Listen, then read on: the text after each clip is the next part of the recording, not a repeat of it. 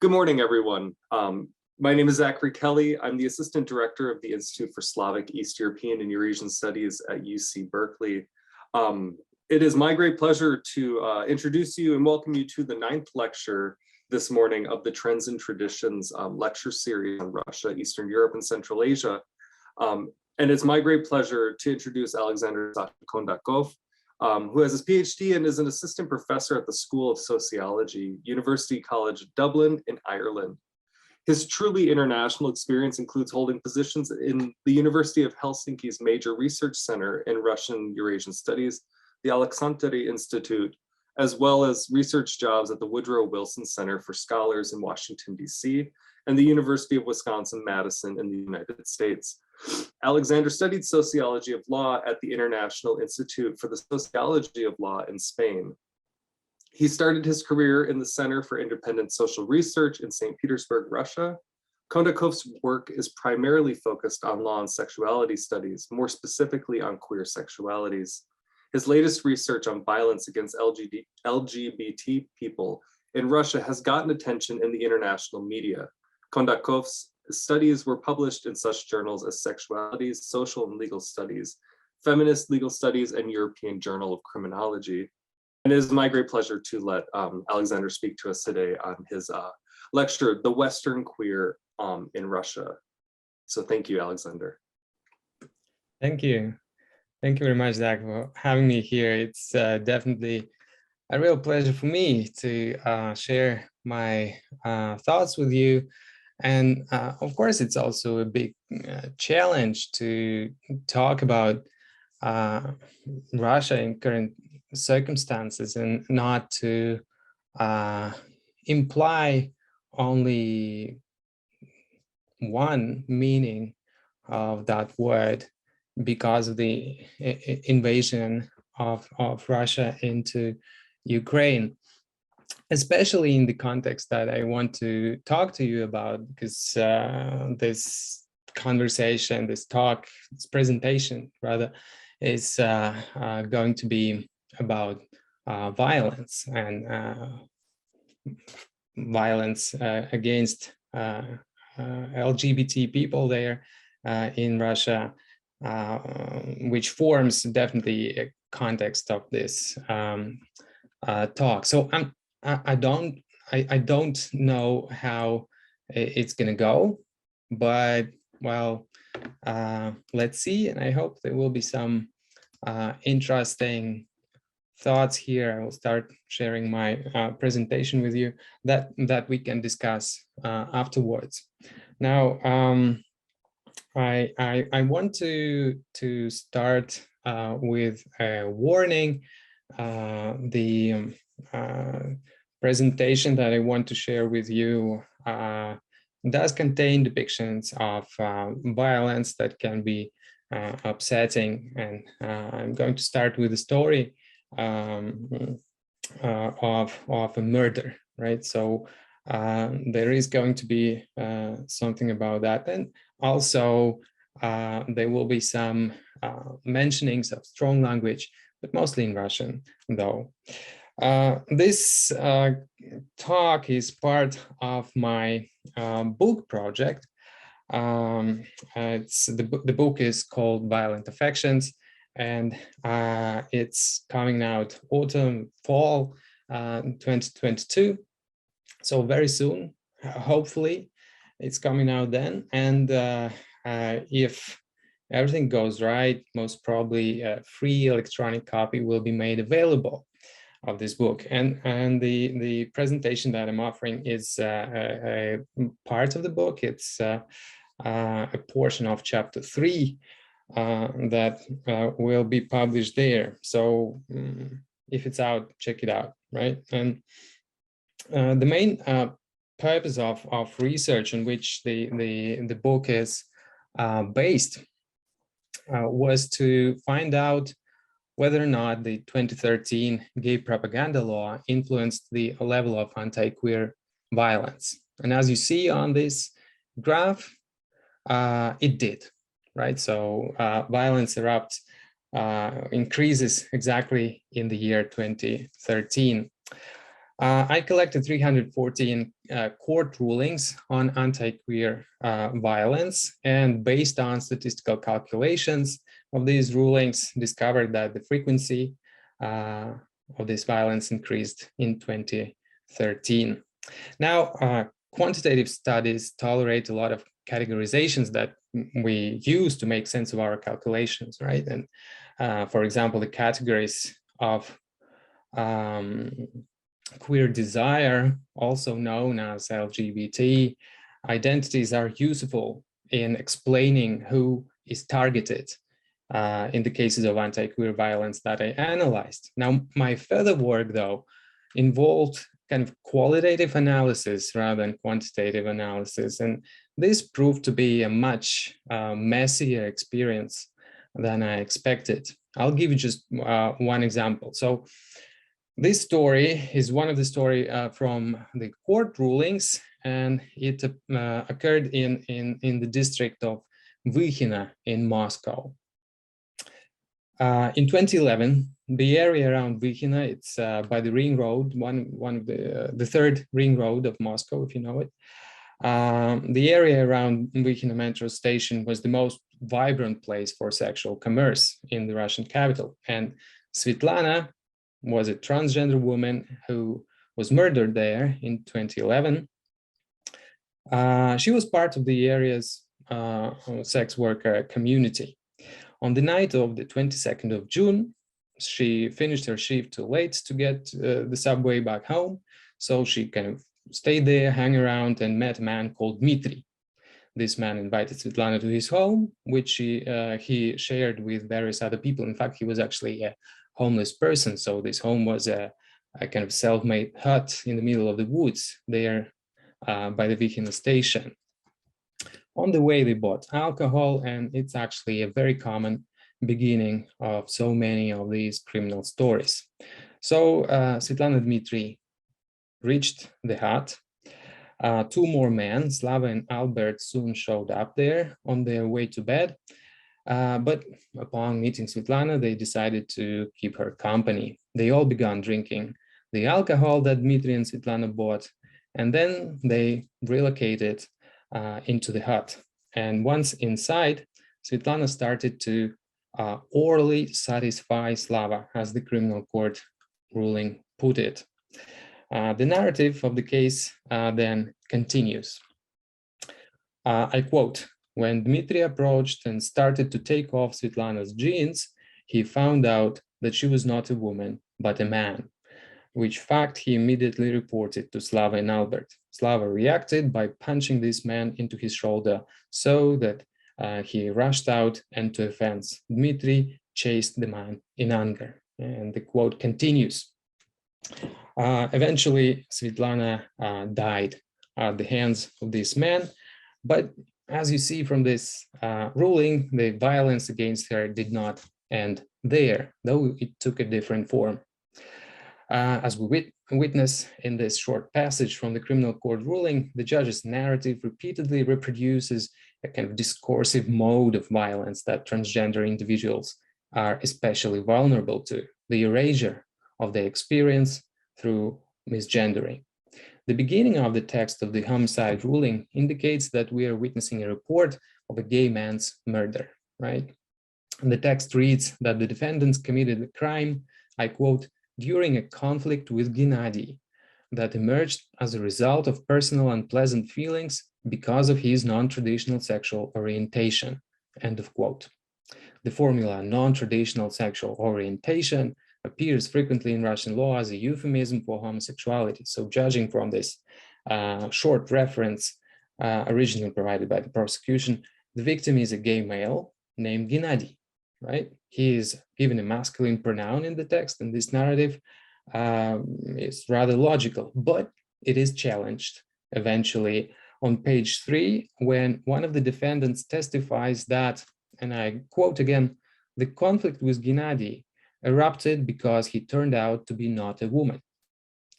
So in the text's narrative, this complaint comes out of nowhere and makes very little sense alongside what up to that point appeared to be a very logical and clear picture. Yeah. On the next page, the narrative becomes even more confusing. I quote again, "That night, they killed a homosexual man. The defendant learned that the girl was a man and immediately hit him with his fist to the chest, and because of it, he got out from the hut. Then Dmitry and Albert approached, started to shout and call this man names." So in these three lines, that's end of quote, the victim is referred to as a homosexual man, the girl, this man, and he. In the following paragraphs, the defendants continue to confuse gender and sexual categories and use the victim's masculine and feminine names, Gennady and Svetlana, interchangeably. The handling of gender representation shifts again on page 6 of the case, as the case turns to Svetlana's custodial mother, Zoya. She refers to Svetlana by her masculine name at the beginning and then explains the period of transition. But in order to explain it, she uses sexual orientation terms. And I quote again, "When he was 15, he changed his orientation, started to take girls' skirts and tops and to run away from the orphanage." Zoya did not discuss this with him. When he was 17, Gennady ran away from the orphanage and came to her and said he felt himself as a girl and asked to be called Svetlana. Subsequently, he dyed his hair blonde and had breasts, which he explained as the product of taking hormones, although without medical prescription. He introduced himself as Svetlana to everyone, but nobody perceived him as such. Right? So if Svetlana had survived the summer, her hormone therapy and sex reassignment surgery would actually have been completed, and she would have, as Zoya puts it, looked like a girl. End of quote. So Zoya reported Svetlana's disappearance to the police and soon received a phone call from them saying that they had, again, a quote, "found a young man in a skirt who looked like Gennady." So this kind of linguistic confusion found here can be diagnosed as a lack of accurate vocabulary, certainly to describe gender and sexual variance. And the judge who composed this ruling drew on all the sources presented in his courtroom. Yet he simply could not seem to find the correct words and generally was ignorant about transgender experiences, even though he presided on a case about the murder of a transgender person. So as a result, a girl, man, woman, not a woman, he, she, a cross-dressed man, a person with non-traditional sexual orientation, a homosexual. These all are categories that used interchangeably and with little rhyme or reason. Now, at the very least, the judge could have consulted a dictionary for the benefit of their own writing. And doing so would probably also have pushed in the direction of a better judgment. As it stood, the murder was interpreted as manslaughter. Dmitry and Slava were sentenced to 10 years in a high security facility, and Albert was never found. But, well, in fact, what were the judge's options, given the story he had to tell? Another way to deal with this gender trouble would have been to employ category transgender, right, to refer to Svetlana.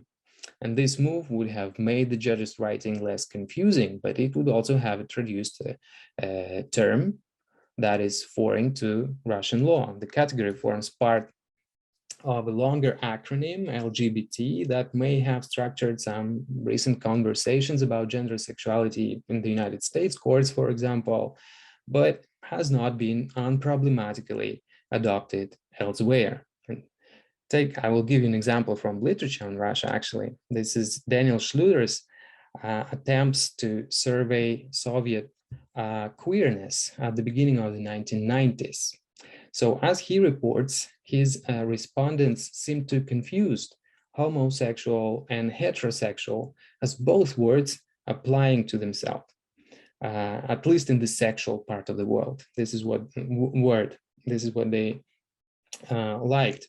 He therefore modified his questionnaire and included local community terms such as goluboy for gay, our people, and our theme.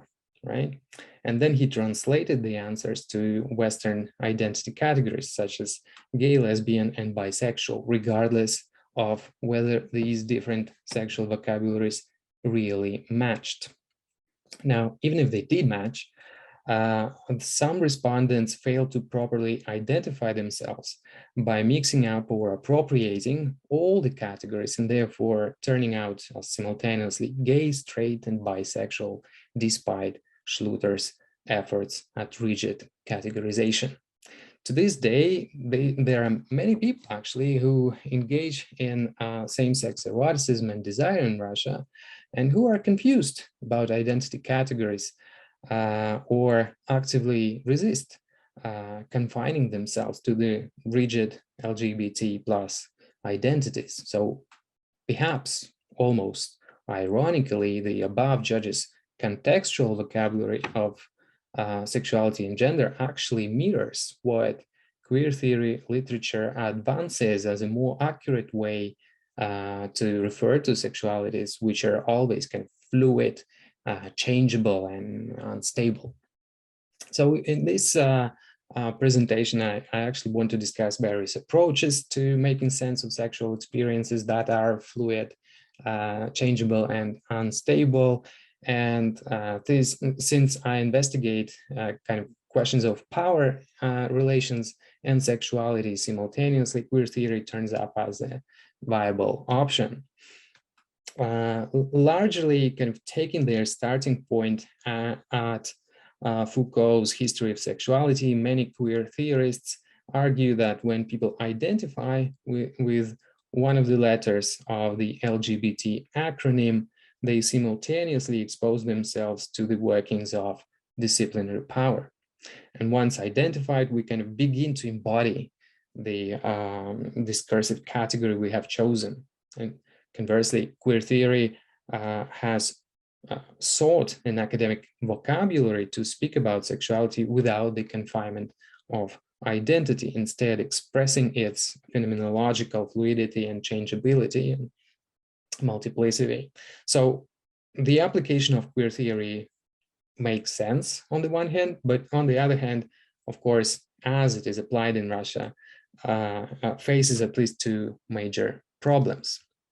So first, as my discussion of Svetlana's case shows, the rigid categories of sexual and gender identity are not entirely irrelevant, as they are not fully grasped by the law and other vocabularies.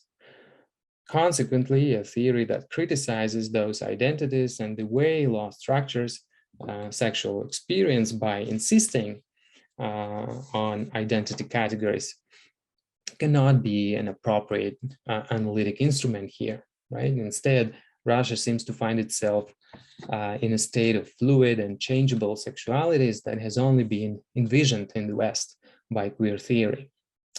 And second, both LGBT plus identity language and queer theory may appear to be Western invasions that only obscure what is actually going on by introducing a foreign discourse into local practices. And this may have many social and political consequences, as you understand. An obvious one is the description of any non-heteronormative sexual gender experience as external to the Russian nation. An argument that appears all the more convincing once foreign identities and theories are there to sort of evidence the imposition. So regardless of the possibility of political manipulations here, and more kind of epistemologically, a generalized application of epistemologies built on a particular example is definitely a sort of methodological trap. Even when it creates the impression of explaining local experiences, it is still very much biased towards the place of its theoretical origin. So these are the problems, and before I kind of look into them in more detail, I also want to give a sort of definition of what queer theory is in my understanding, at least. And I offer a quote from Bodies That Matter that Judith Butler wrote somewhere in your university, right? Where queer is defined in these terms on the slide. And three elements of this definition are important to me. First, the definition kind of posits queer theory as a perspective, a point of departure in the quote, a way of looking at things from a particular angle, which facilitates both the methodological and political outcomes. So queer theory is a sort of method of reading with a queer eye, right? Now, second, this method is deployed with a particular purpose of futural imaginings from the quote, or building a political project of a better future, right? Albeit probably never defined. Queer theory tends towards figuring out a sort of utopia in the most Marxist of ways. So queer theory seeks to identify current unjust conditions of sexual inequality and propose a way of eradicating them in order to advance to a better situation. And third, queer theory prioritizes fluidity, multiplicity, changeability to subvert the workings of power. So this fluidity and multiplicity and such serve as a way to kind of escape power relations, classifying practices into rigid categories is a technique of disciplinary power, and fluidity is the answer, right? So if the power of, say, gender identity is based on how neatly we repeat previous given ways of being a woman, then, for an example, right, and then the fluidity of one's practices from feminine to masculine and back again interrupts this repetition and breaks the cycle of the application of power. And this is the kind of, again, utopian aspiration of queer theory. As a result of these subversions, we are presented with the contours of genderless society in which people are truly emancipated from the power that governs the kind of external categorization of their embodiment, right? So this is the thought behind this all. And I argue that while queer theory is uniquely useful as a method of reading and describing fluid, messy, and unstable sexualities, it also misses many insights because of its concern or because of the centrality of the critique of identity in it, and because of its utopian predictions. So kind of my central question is, like, could queer theory's obsession with identity and utopianism be a sort of aspect of its US legacy, which can be overcome with sort of decolonization of queer methodologies? And to begin this task of decolonizing queer theory, I look at this Russian experience. And in doing so, I kind of introduce more realist perspective or form of thinking into queer theory by literally rejecting its utopianism. While it's arguably admirable to imagine a future time when things get better, and I do not deny that this very imagining may prove performative and drive societies to progress, I nonetheless argue that this idea of progress may be an overestimation, and more importantly, that things may become much worse in the future, as Russia currently and in other instances shows, right? So thinking beyond this progressivist futurism may help us focus on what is going on right now. Previous endeavors to apply queer theory to situations in Russia and Eastern Europe more generally have made use of its many insights about sexual fluidity and multiplicity and complexity and messiness and all that stuff. And observers have, like here, for example, pointed out that unlike in the West, where historically there has existed a sharp boundary between hetero and homosexuality. In Russia, I quote, "Sexuality is far more subtle than the rigid categories, the concrete bunkers that we create to circumscribe it." In her groundbreaking work, Laurie Essex, in here on the cover of her book, summarizes this idea beautifully and coins the term queer subjectivity to refer to the fluid sexualities she observed in Russia. I quote, "Sexual otherness in Russia has not formed easily into the rigidity of identity. Instead, queerness is more a free-floating pickup game than the codified rules and clearly defined players of identity." And she actually then continues. And, you know, as a queer person myself, who was born and raised in a small industrial Russian town somewhere in the middle of nowhere, I actually found this explanation of queerness, this vision of queerness in Russia, hit very close to home, despite of all my intentions to decolonize whatever. So when reading Essex's work, I felt that I have found someone who was able to shape into words what I felt and experienced.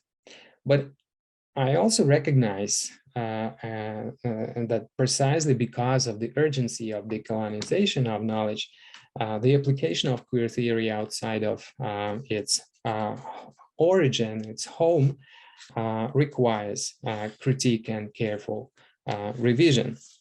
And definitely Essex's work encountered a lot of those, a lot of criticism.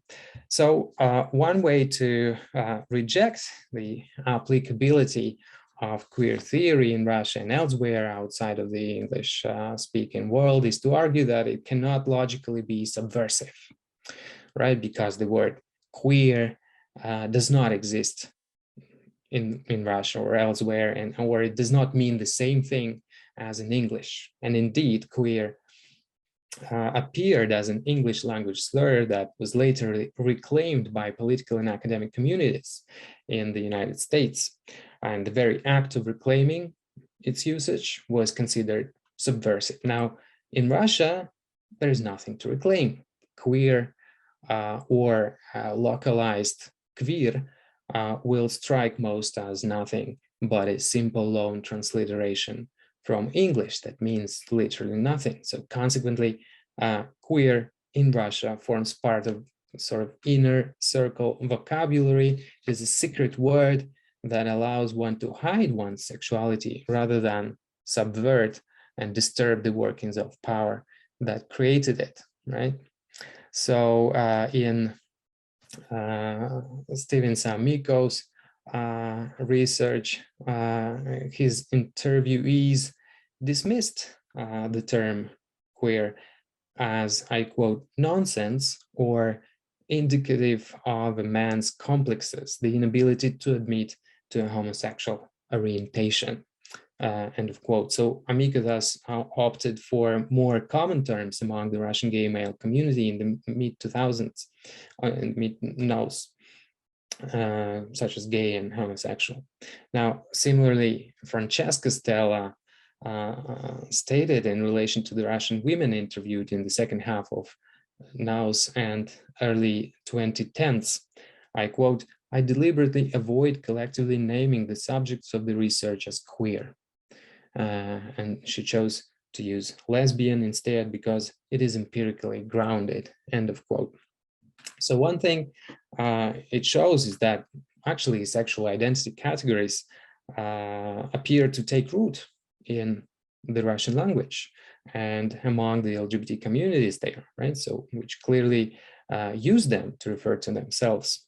But furthermore, critics ironically suggested that if Russian sexuality is queer, which is understood by queer theory as a subversive post-identitarian sexuality, then Russia is exceptional and even superior to the West, in which post-identitarian queerness is only hoped for. So Brian Baer here doubted if Russia was indeed queer, then it's, I quote, perhaps skipped a stage in its sexual history, moving directly from pre-modern polymorphous sexuality to queer, end of quote. And this is just couldn't be true, right? It's the conclusion was reached that Russian fluid sexuality was not queer at all. It was a different kind of fluidity. It was a more kind of similar to sexuality in the UK and US back in the 1950s, where sexuality was not confined to rigid categories of orientation, and people switched between heterosexual and homosexual behavior. Hence, rather than post-identitarian, it is some sort of pre-identitarian sexuality, fluid sexuality, form of sexual fluidity, not only prior to queerness, but also temporarily prior to the strictures of LGBT plus identities, right? So to my mind, this conversation at this point reaches kind of dead end, and by asking all the wrong questions and giving all the wrong answers. The discussion circles around comparisons of Russia and the West by implying either Russian kind of sexual superiority or its submission and inferiority to the uninvited Western standard. And it asks all the questions like, is Russia just like the US, or is it better than the US, or is Russia like the US only a few decades earlier and thus somehow worse? And in this narrative, Russia is kind of almost the US, but not quite the US.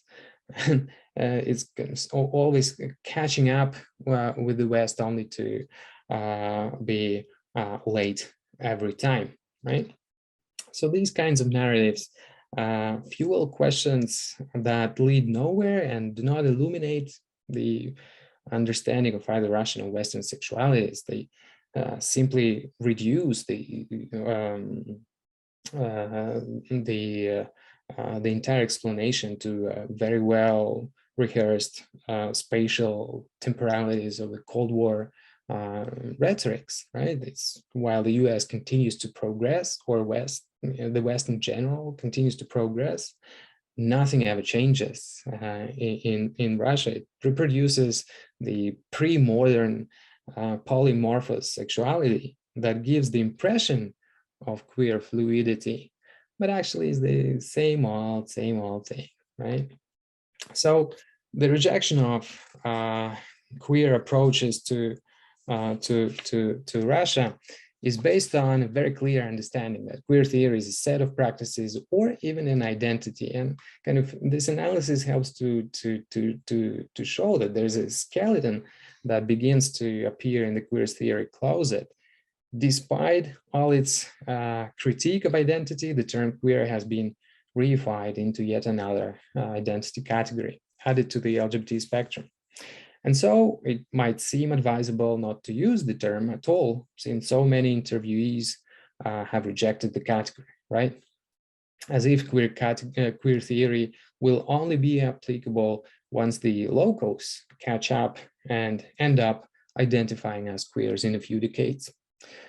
Now, of course, relying exclusively on a set of interviewees necessarily cuts off the degrees of diversity that they fail to represent. Today, for instance, here we are, queer is finding a momentum in Russia as a category of analysis, an identity category in the Russian language, and as a practice of reclaiming local slurs, like in this picture.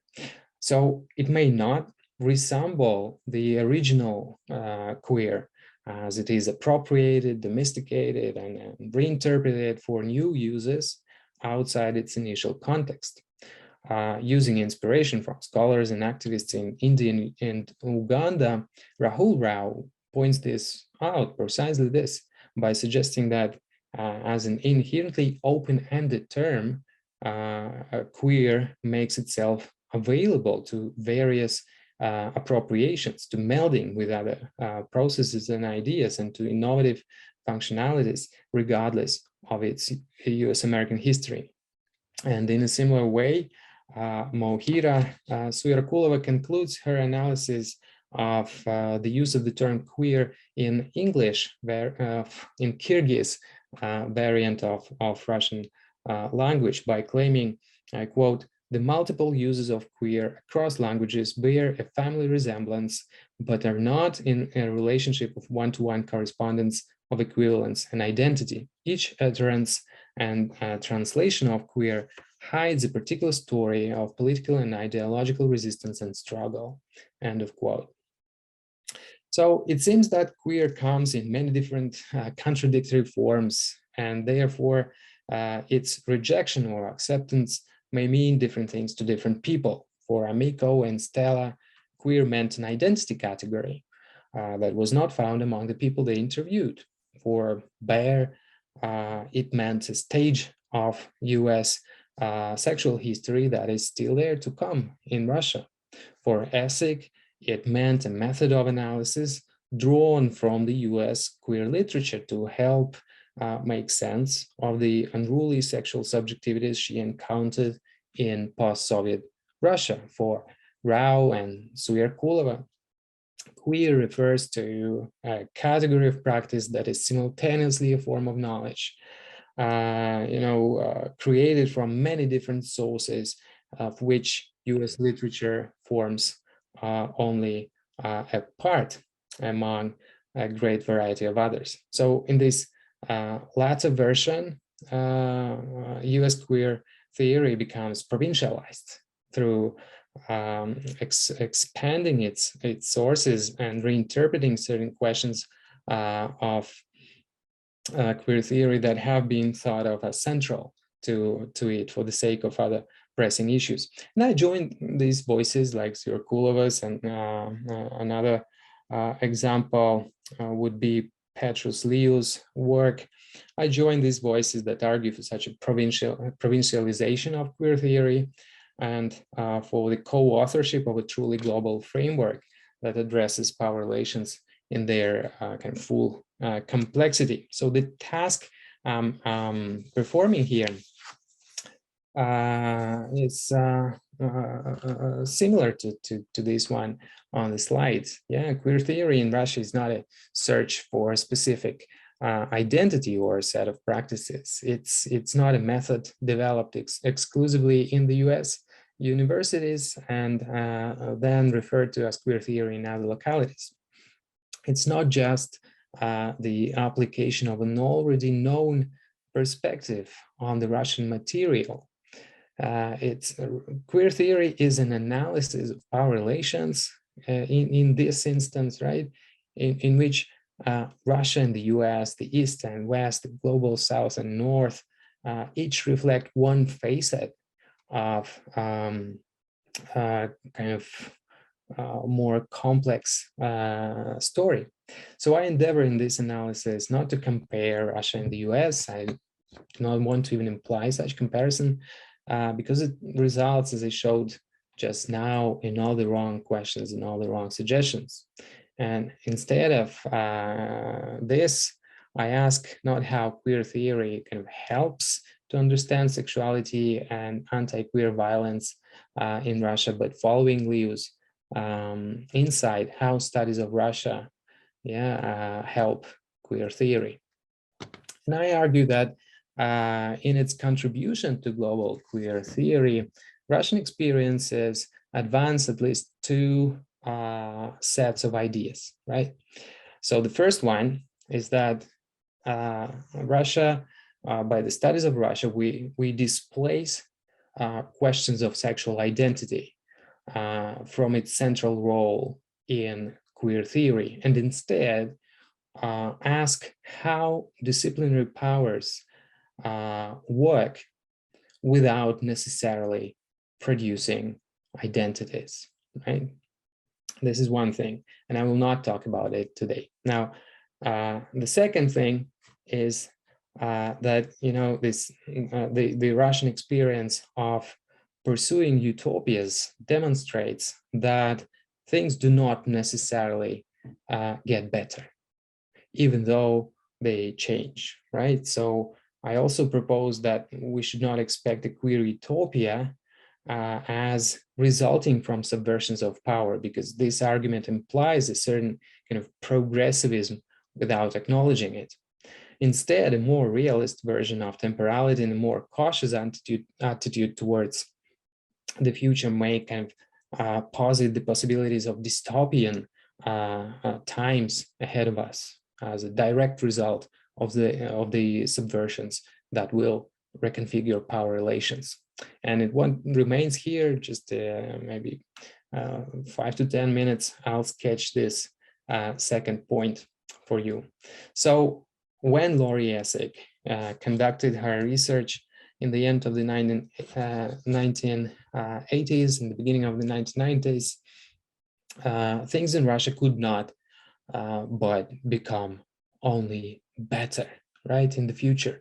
And the variety of sexual subjectivities that popped up testified to that.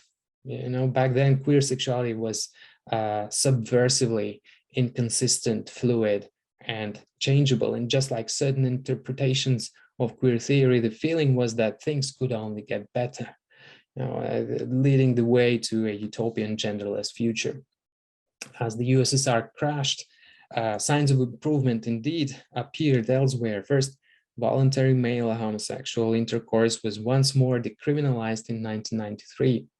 Second, in December that same year, a new constitution was adopted by a popular vote, and it emphasized equality and human rights. You know, the first wave of Russian LGBT activism crested at that point. Not only were independent media and show venues featuring a lot of unrestricted sexual content, but most importantly, LGBT topics were being discussed from various angles, including in a positive light.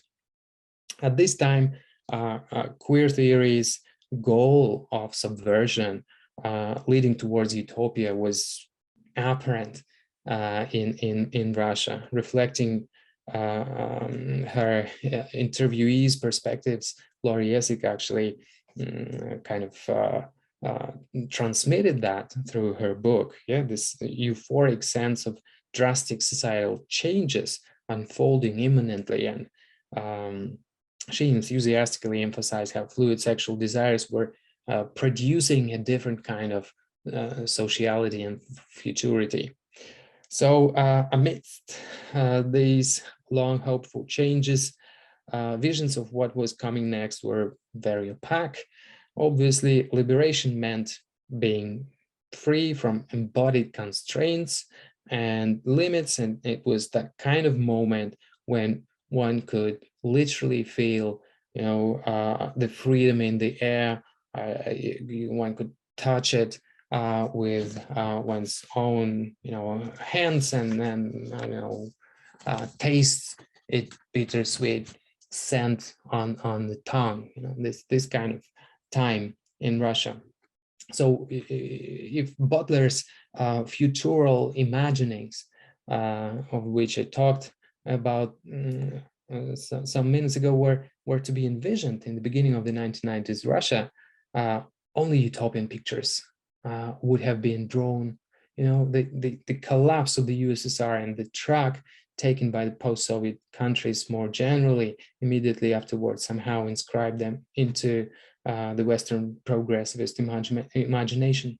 So after decades of diversion, Russia was returning to a path that ensured kind of capitalist growth, development, and advancement in all aspects of life.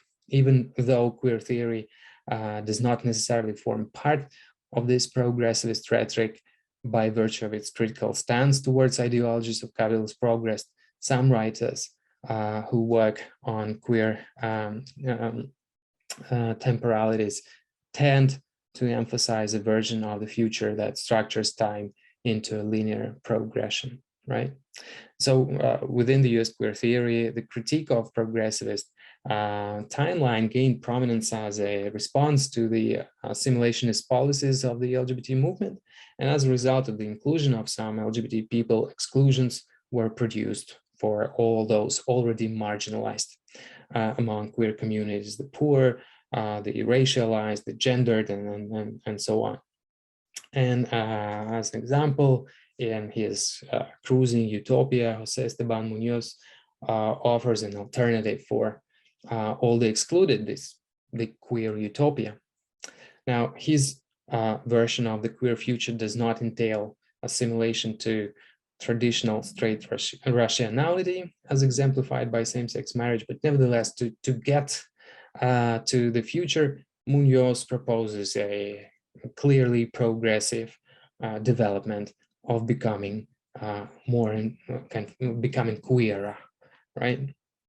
And eventually ending up in a better place, even though he explicitly rejects the realizability of his utopia. This line of thinking is important in queer theory, and because it engages with the idea of performativity, the very image of queer utopia works to produce changes today, right? So this is the important point. But in reality, however, things can also go sideways, and you know, since no one is in full control and there are more powerful actors who pursue not so queer agendas, right? So more importantly, if utopias are realized, they may give way to unpredictable and even unwanted outcomes, as one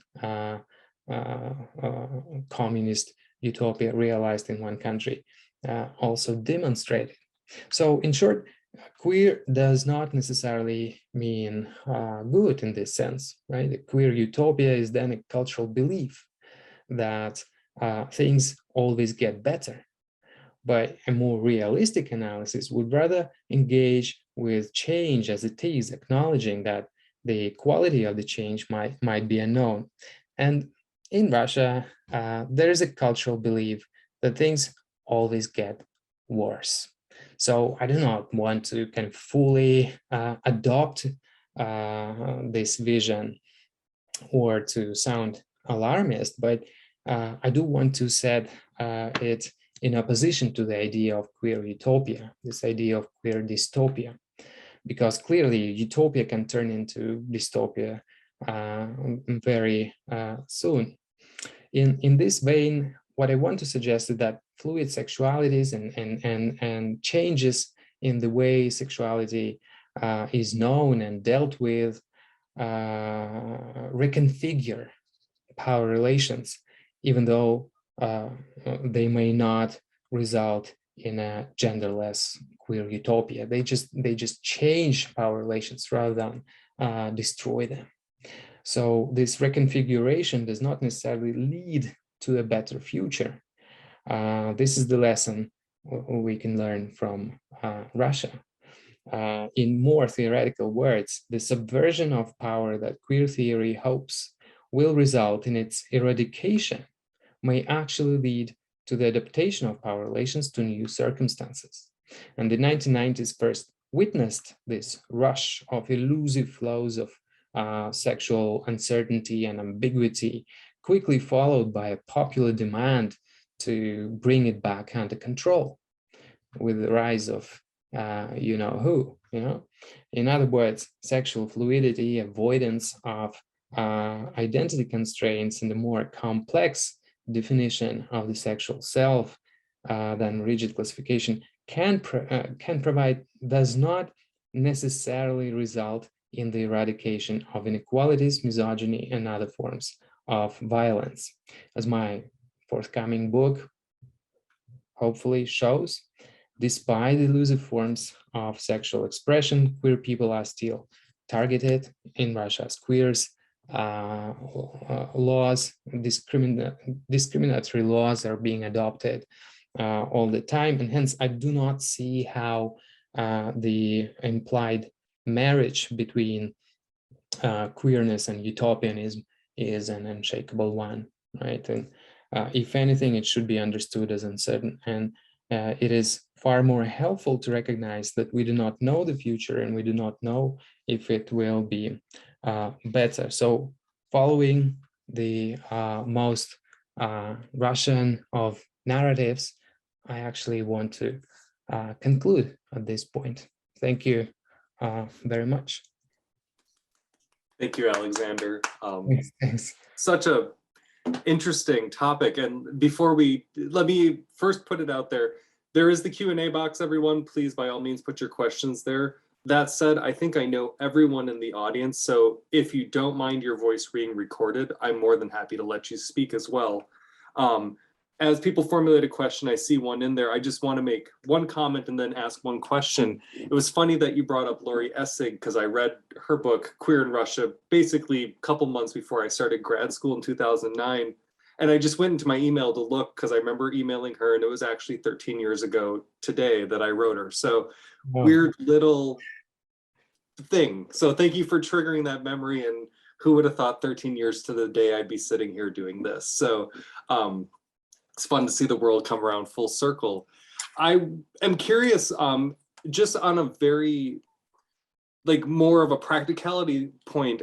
In the beginning, you showed some data that you found, different forms of crime against LGBT peoples over a certain time period leading up to the the anti-gay legislation, or 18+ legislation for that matter. And I'm wondering, I read Kathy Henley's Contemporary Law in Russia book, and I'm wondering, like, she made it very clear that, you know, she collected different interviews, but she wasn't going for anything more difficult than just the legal process. I'm wondering how your approach to capturing this information for something that is so hush-hush and in a sense not even potentially allowed to be talked about, and yet you're trying to go get it. What is your experience, or what was your experience collecting this information? Yeah, thanks for the question. So as I mentioned, I collected stories of violence, sometimes fatal violence, against 314 people, right?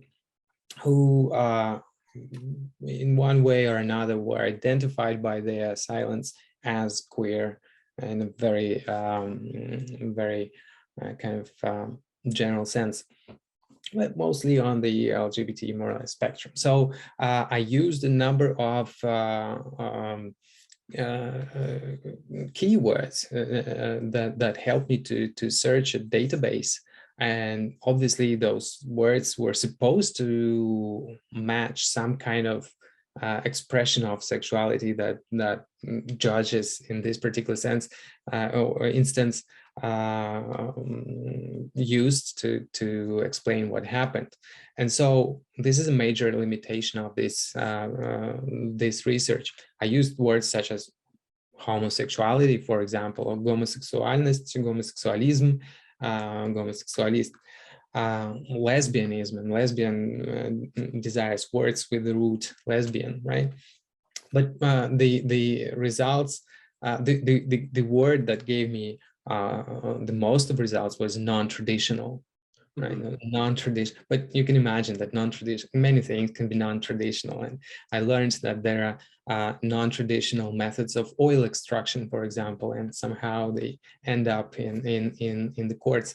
So apart from this was the method of collection of this data, but apart from all that, I'm sure there are many cases that I simply could not see because of the ways sexuality was communicated in those texts, right? By avoiding any sexual references, by, in one case, for example, I saw people simply redacting the words, whatever the words they used to refer to sexual identity of the victim, simply redacting those words, you know, by putting some kind of full stops there, right? So, and only by the virtue of this court clerk or whoever forgetting to redact it in one of the instances, I identified that case, right?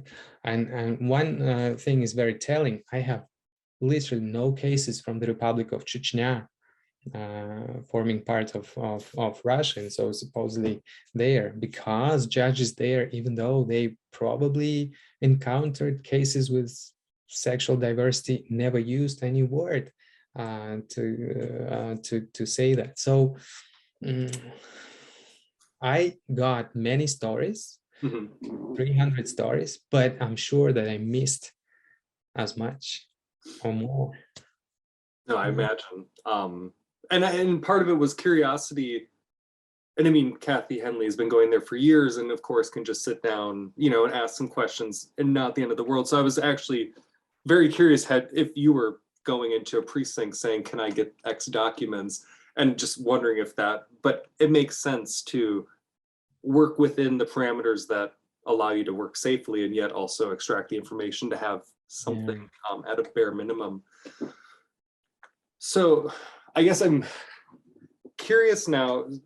I really appreciate that you didn't try to put like a happy ending story, you know, the American dream, so to speak. We'll all turn out happy. All gay people will live their lives to the fullest extent possible, and, you know, the world will come together and have a Coca-Cola for that matter. I guess I'm trying to figure out how to break this. So we have one Europe, and we can divide it into East and West based on time periods and probably different political systems. Do you see anything maybe post-Soviet, former Soviet, as an idea of queer? So I mean, you did bring it out, but I guess I'm really curious maybe what some more of details, I guess, of like this less defined, less stringent, less categorized queerdom in, you know, Eastern Europe versus, I guess, our more Western, rigid, you must have a set of descriptors to tell about yourself, otherwise I can't relate to you. I'm wondering if you could speak more to that, and then I'll follow up with some other questions. Yeah, this is a very challenging question, of course, but to begin with, queerness is part of that space called, I don't know, Eastern Europe, Russia, whatever, the East, the South. It's part of that space already. And of course, there is all sorts of cultural possibilities to inhabit that space queerly, and people do, right? And people will, and this will be there in different forms. Now, the clash that is happening is discursive in many ways. So we tend to understand, interpret, live queerness in certain ways that contradict to some other ways. Like, for example, the ways in which queerness lived itself in the Soviet period, before that, and in post-Soviet spaces. And because of that clash, there are ugly stories that are happening. Of course, Putin's regime, for example, uses discussions of LGBT rights more generally as a proxy war with the West. Now he has a real war in Ukraine, but which is again explained by him and by the head of the Orthodox Church as the protection of, as cynically as it is, Ukrainian people from the Western influence,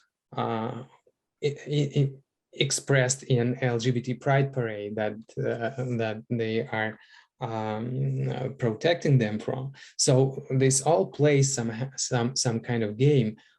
But what is the way? I don't know what is the way to allow those more kind of localized, less recognizable queer experiences, which live in Russia and elsewhere in other parts of the world.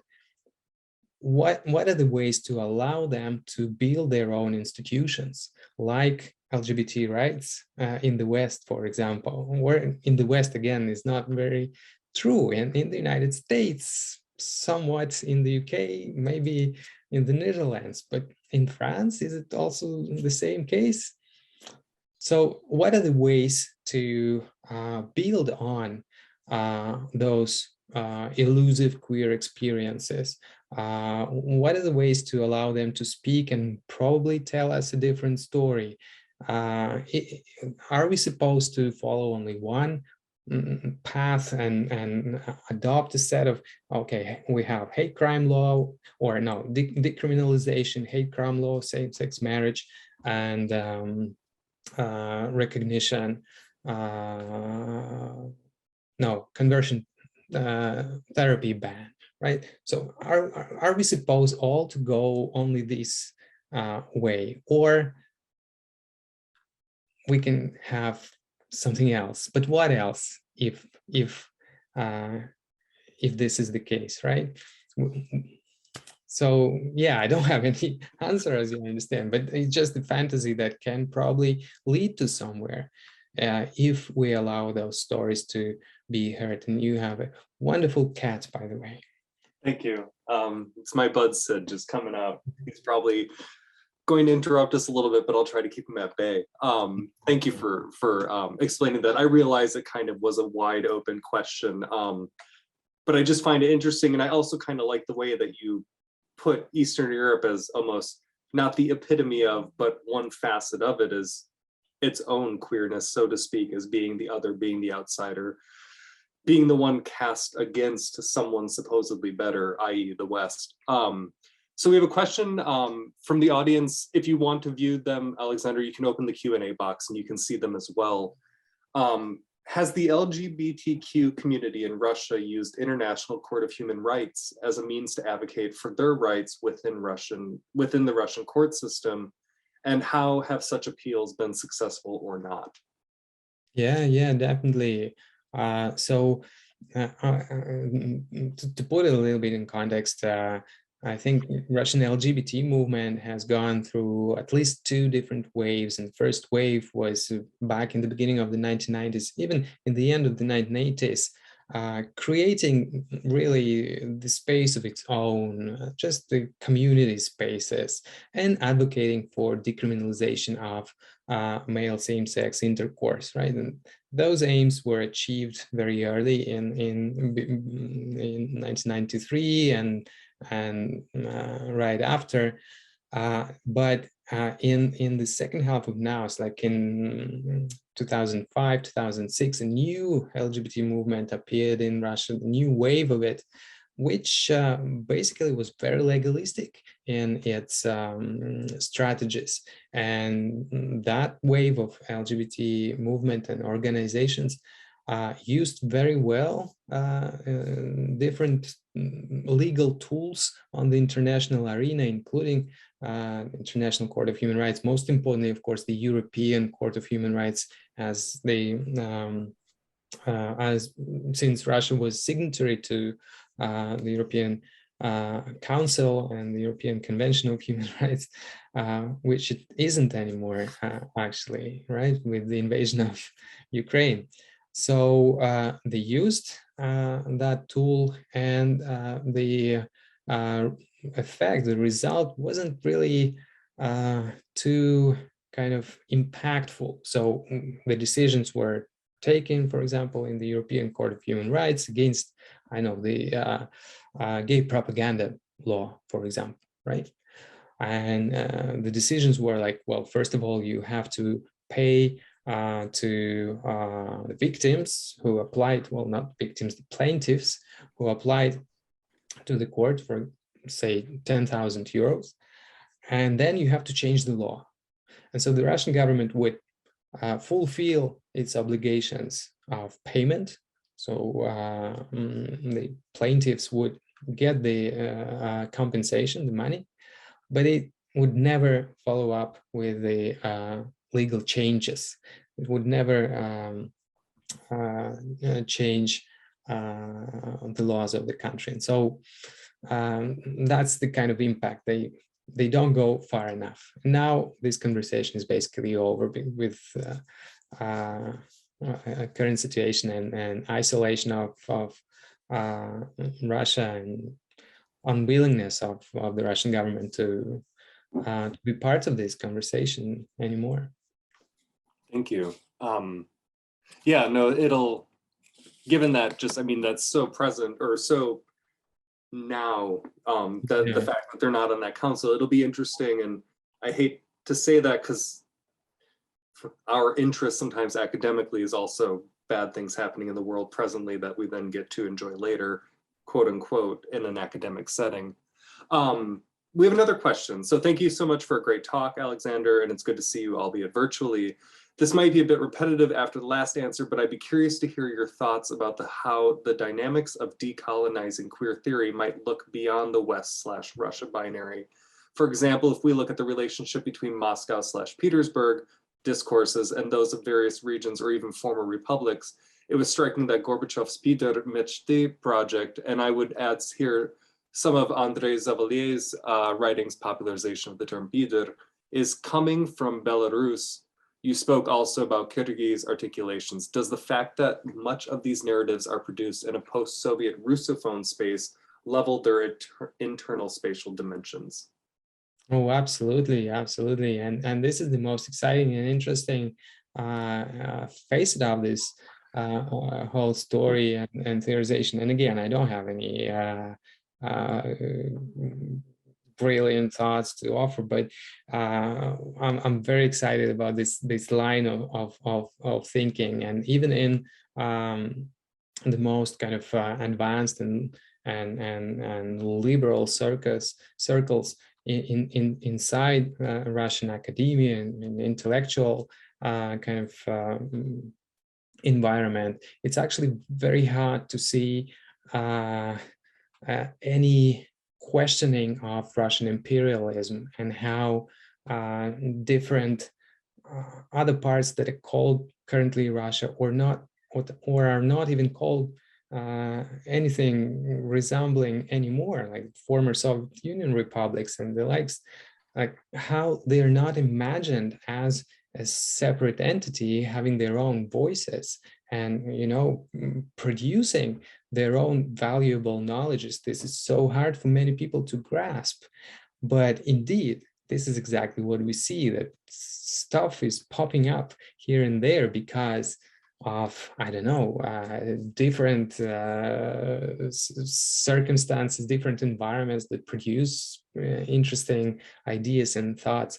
And yet, in the metropolis of Moscow, this is unimaginable. And I'm not even talking about, you know, places such as, I don't know, Komi Republic, Tuva,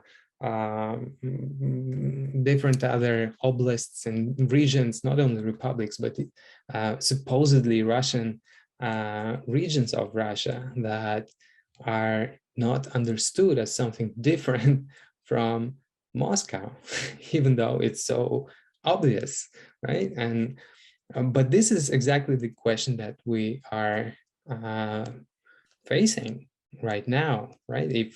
If the analysis of the war in Ukraine is correct, this is what is coming, right? The end of the Moscow regime that can probably result in further kind of dismantling of this space into something more diverse and with different subjectivities and ideas popping up more freely there. We'll see. I mean, I don't know if I'm answering the question exactly, but you know what I mean, I guess, right? This line of thinking is very exciting. I don't know what to make of it.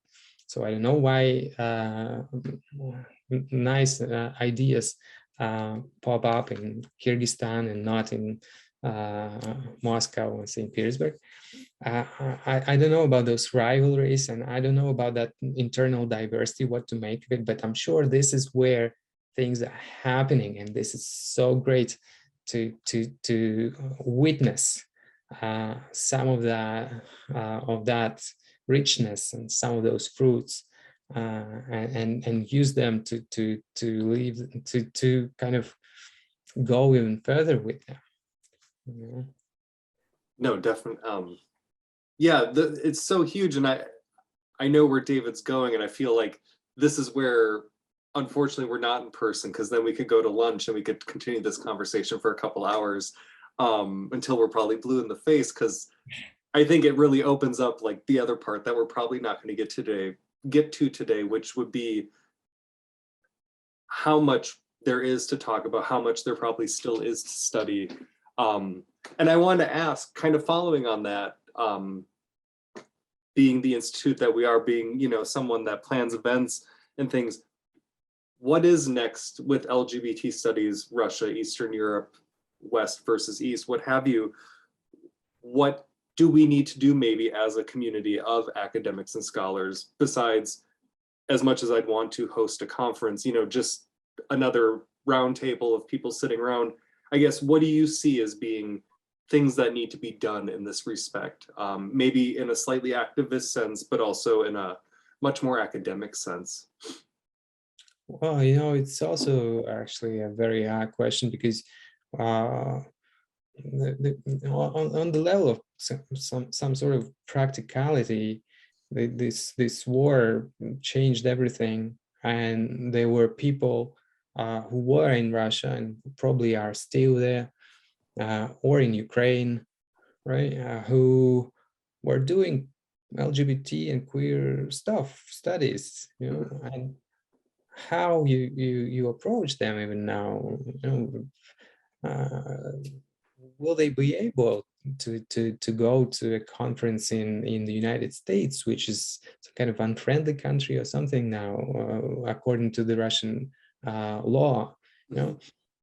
Will I be able to go back there with my kind of Irish affiliation, or other scholars who studied Russia, who are interested in Russian culture and society? Will they be able to go there? Will the people who remained in Russia be able to continue their studies of LGBT and non-queer related topics, right? These are all very, very, very open questions, and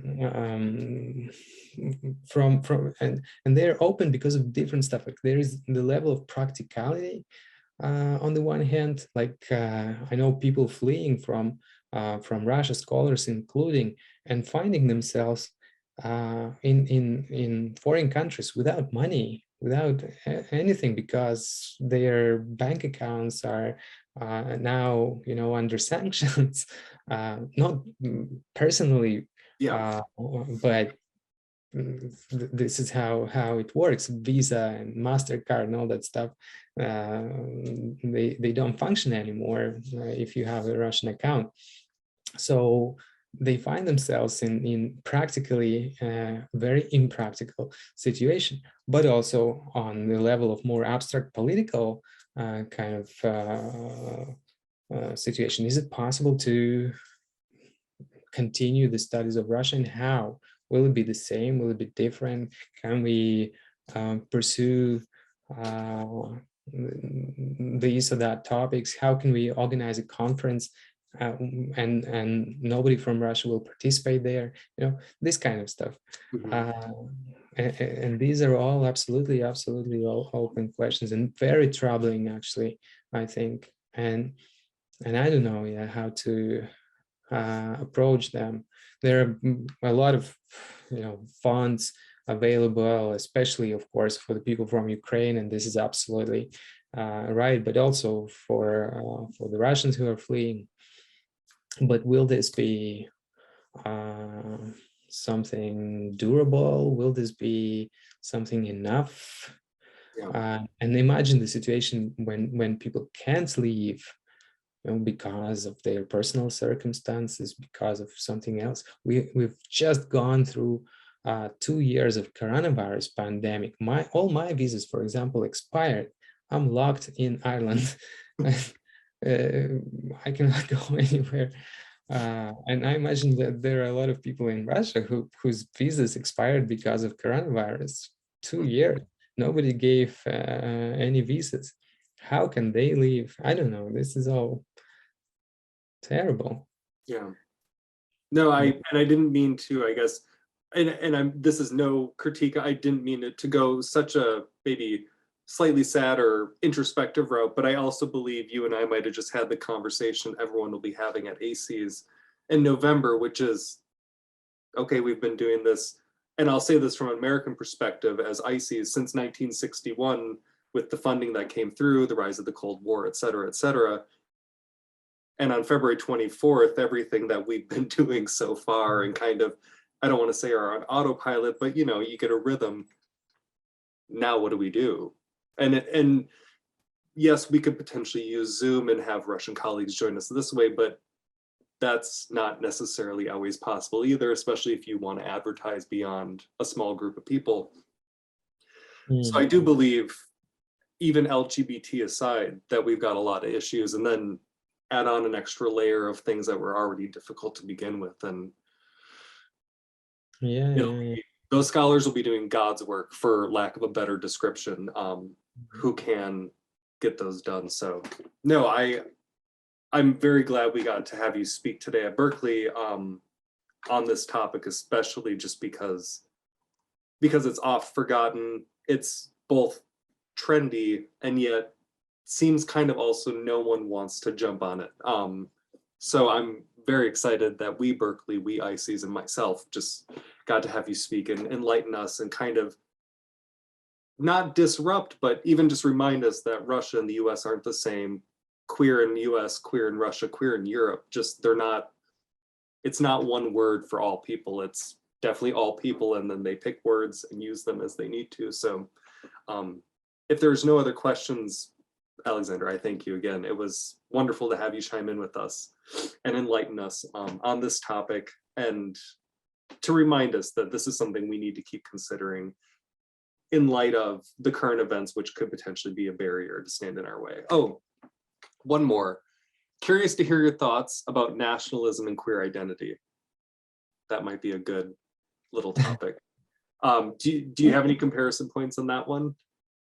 It's all about nationalism and queer identity. You know, part of this this book that I'm writing, part of the argument there is, of course, the idea of penetration and why LGBT and queerness is so scary for conservative politicians. But conservative political discourse is precisely because they kind of see it coming from the outside and penetrate the national body that was imagined as innocent, sexually innocent, right? And Russianness, just like Americanness, I guess, in many instances of this discourse instantiation, it was imagined to be not only heterosexual, but innocent in this particular regard, and nationalism is part of this discourse in precisely that way, and many people wrote about it. And this is again also why it works, why it resonates with some mostly men who are, for example, in Russia, trying to defend themselves from this penetrability that is being imagined, of course, but still, or not, I don't know their personal stories, but anyway, that is connected with them, that is connected in their minds, both with their very dear national identity. To be Russian is to be heterosexual and sexually innocent in terms of not penetrated, and in this way to their gender and sexuality. So nationalism and sexuality are very much connected. But of course you can go beyond this, and there are many queer nationalism, and that's again a sadder, maybe more dystopian story that is also very interesting, but I won't go to to it at this moment. So you said your book should be out in the fall, correct? Oh, yes. Yeah, so hopefully it's going to be September or October. It's called Violent Affections, and it's going to be distributed by Chicago University Press in the United States and UCL, University College London Press in Europe. And as part of the deal, it's going to be free of charge, but only the electronic version. PDF version is going to be free of charge to anyone who wants to read it, and a Kindle version will cost £1. Excellent. No, that's great. Especially because your book is probably the first one in years to follow in this trend of just a couple monographs on this. I'm glad that, I mean, thank you for allowing it to be as accessible as it can be. Especially two people have commented that they can't wait for your book. So I'm glad.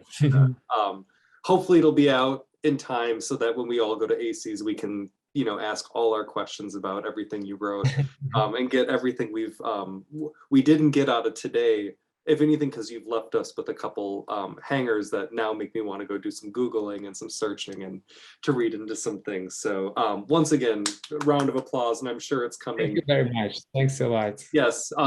Thank you again, Alexander, and we'll be in touch by email afterwards. So thank you again, everybody, and we'll see you next week with the rise of the right wing online through like Twitter and different scraping and data methods like that. So we'll get to see how politicians in Eastern Europe are manipulating the social media to stay in office. So see you all next week and have a great day. Thank you again. Bye. Yes.